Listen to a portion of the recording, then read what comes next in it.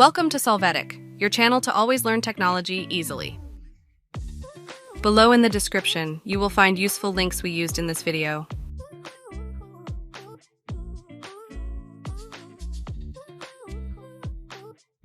Today at Solvetic, we will see how to tag Instagram story after posting.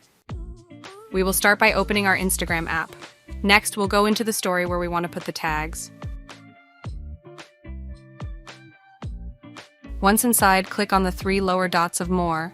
Then you will see the option to add mentions.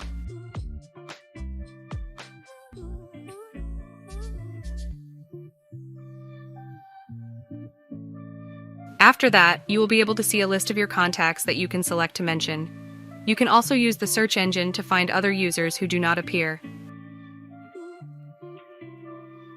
Mark the contacts you want to mention in the story and click on Add so that they are added correctly. Hey, remember to subscribe Solvetic channel.